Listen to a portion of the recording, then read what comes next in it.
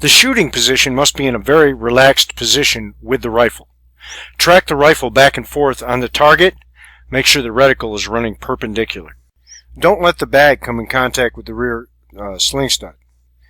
This will change your sight picture as the gun recoils. Check the wind with either your smoke in a bottle or your wind sensor. I would recommend both. Let's say you don't have either. This will work in the field as well. If you can barely feel the wind on your face, the wind is blowing from 3 to 5 miles per hour.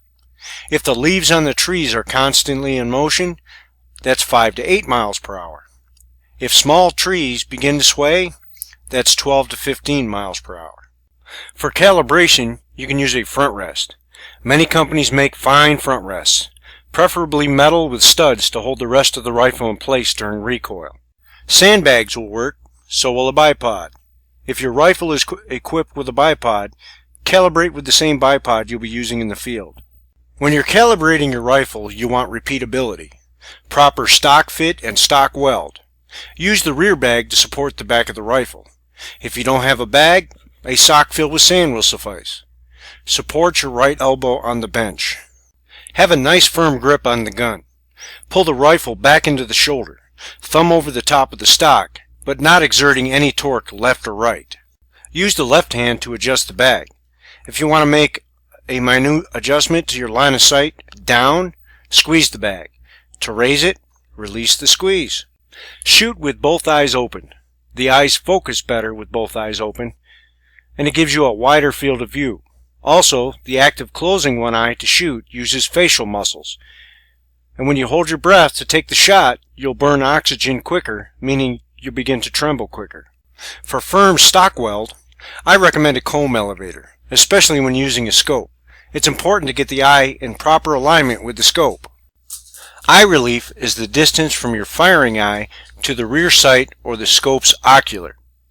When using iron sights, you must ensure the distance remains consistent from shot to shot to preclude changing what you view through the rear sight.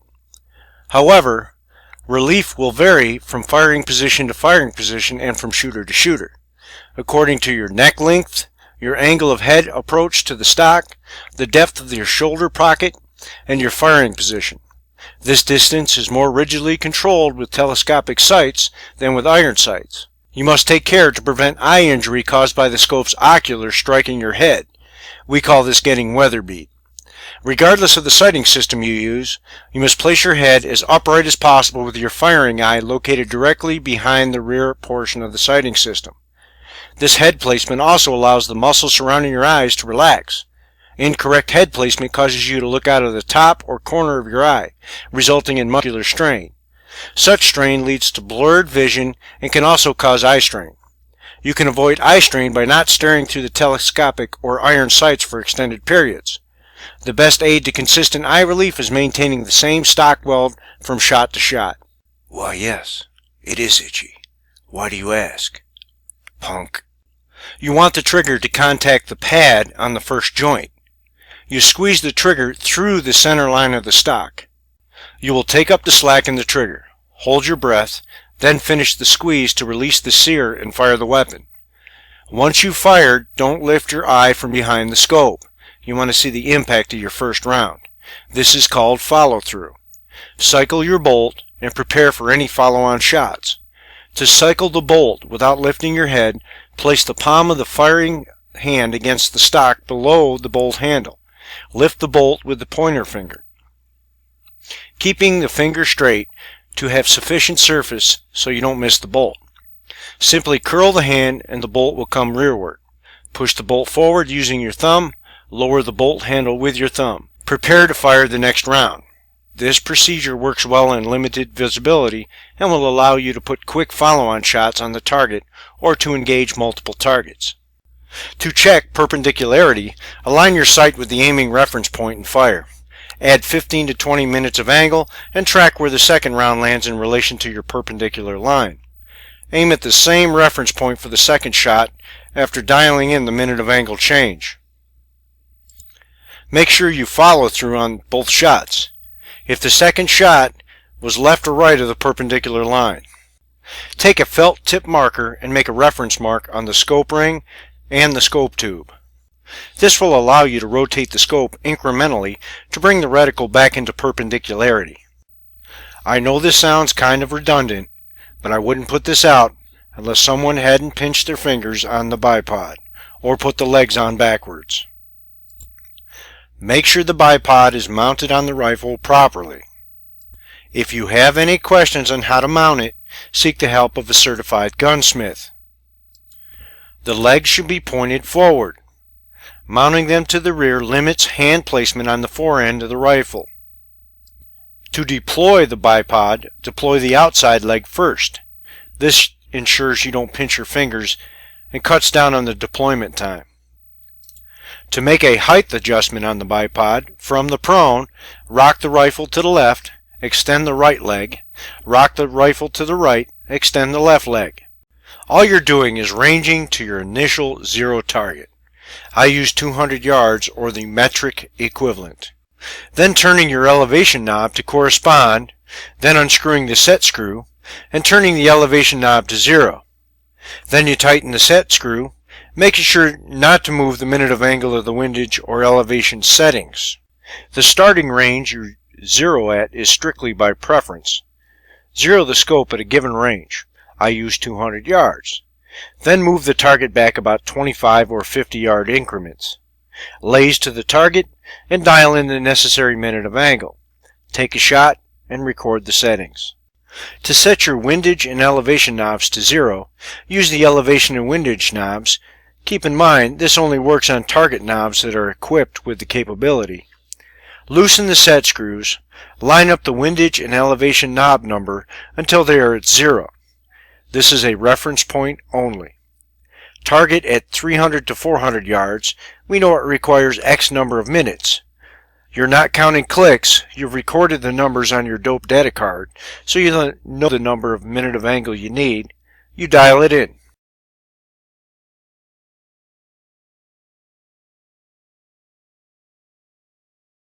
Using a level, draw a perpendicular line on a target board approximately 4 feet high.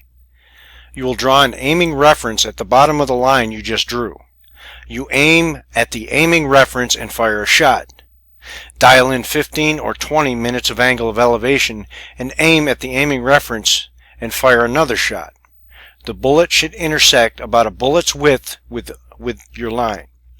If they're hitting left or right of the line, you'll need to make small changes using the windage and elevation knobs. Keep in mind you probably won't use all these positions. I'm just putting them out there. Try them in different situations and see what works for you. The prone position, supported and unsupported, is the most stable firing position. It is a perfect use for a field bag, bipod, or sand-filled sock. Using the fist under the toe will give you a rock-solid hold. The fundamentals are the same as they are in the bench. Get good and wide with your elbows. Breath control is critical from the prone. Breathing for a long shot is different than the close combat breathing pattern, as your target probably hasn't seen you yet. You inhale, exhale, inhale again, and then when you have exhaled about 2/3 of the breath, begin the firing process. Once the shot is away, follow through and begin breathing again. The Hawkins position is used for shooting over hills, to keep your silhouette low. To approach the firing position, keep yourself low, to ensure you don't silhouette yourself against the skyline or your background. Low crawl just so you can see over the hill. Place your non-firing hand on the ground, then slide the forehand onto your hand, grasping the forward sling swivel and the sling, resting the rifle on your fist. Tuck your firing arm close to the gun, because you can't use a bag or bipod in this position, and it will steady the shot. To raise and lower the aiming point, clench and unclench your lead fist. Bring the right leg up. This will rotate the body slightly to allow easier breathing. You aren't lying on your diaphragm, and if you're wearing tactical gear, this will keep it from pressing on the midsection. If vegetation prevents you from assuming a prone position, you face the target area and assume a cross-legged sitting position. Place the elbows on your legs just behind the knees. Lean forward slightly. Ensure you are relaxed and focus on the fundamentals. Not recommended for very heavy recoil rifles. Up to 30-06 will suffice. To assume the hasty sling position, with the leather sling mounted to the rifle, you turn the sling 1/4 turn to the left. Place the non-firing arm through the loop. Pull the sling up the arm and place it over the upper arm between the elbow and shoulder, but not directly over the bicep. Tighten the sling by sliding the sling keeper against the loop holding the arm. Rotate the left arm in a clockwise motion around the sling and under the rifle with the sling secured to the upper arm. Place the forend of the stock in the V formed by the thumb and forefinger of the left hand.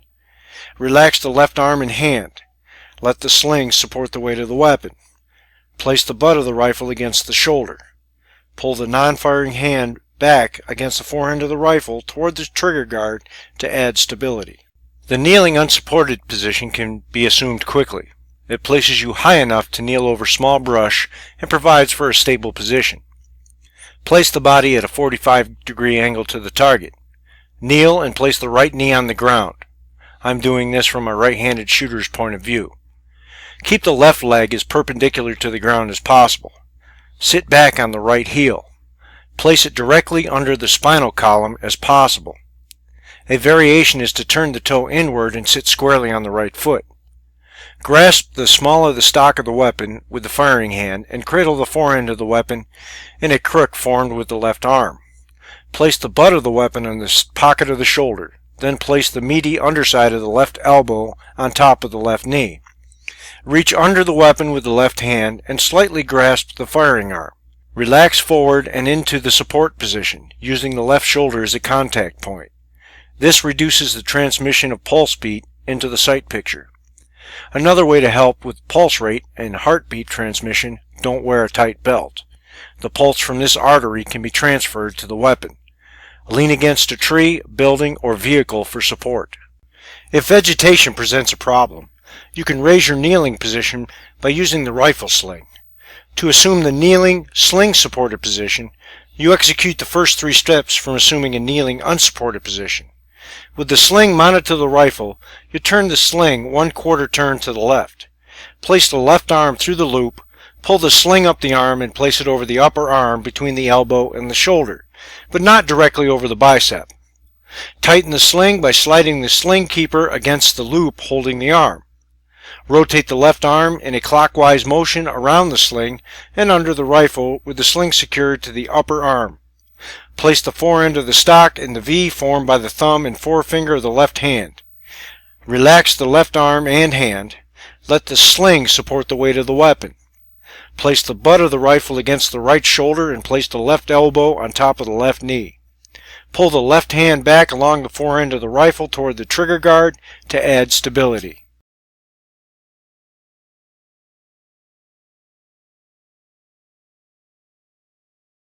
The standing supported is the least steady of the supported positions and should be used only as a last resort. Locate a solid object for support. Avoid branches as they tend to sway when the wind is present. Form a V with the thumb and forefinger, the non-firing hand. Place the non-firing hand against the support with the forend of the weapon resting in the V of the hand. This steadies the weapon and allows quick recovery from recoil. Then place the butt of the weapon in the pocket of the shoulder. To use the vertical support, such as a tree, telephone pole, corner of a building, or vehicle, you locate a stable support. Face the target, then turn 45 degrees to the right of the target, and place the palm of the non-firing hand at arm's length against the support. Lock the non-firing arm straight. Let the left leg buckle, and place the body weight against the non-firing hand. Keep the trail leg straight. Place the forend of the weapon in the V formed by extending the thumb of the non-firing hand. Exert more pressure to the rear with the firing hand. If you're in terrain without natural support, you can use your backpack. You must consider the height and presence of rigid objects within the backpack. The backpack must conform to the weapon's contours to add stability. Pretty much self-explanatory. You can build a field expedient tripod by tying together 3 12-inch long sticks, one thicker than the others, with some type of nylon rope, or I recommend 550 cord, which you can pick up in any Army surplus store or order online. When tying the sticks, You wrap the cord at the center point and leave enough slack to fold the legs out into a triangular base. Then you place the forend of the weapon between the three uprights. You can build a field-expedient bipod by tying together two 12-inch sticks, thick enough to support the weight center point, leaving enough slack to fold them out in a scissor-like manner. You then place the weapon between the two uprights. The bipod is not as stable as other field-expedient items, and it should be used only in the absence of other techniques. In certain situations you can use a forked stake. Unless you drive it into the ground, this is the least desirable of the techniques. That is, you must use your non-firing hand to hold the stake in an upright position. Delivering long-range precision fire is near impossible due to the unsteadiness of the position. What if you're shooting with a spotter?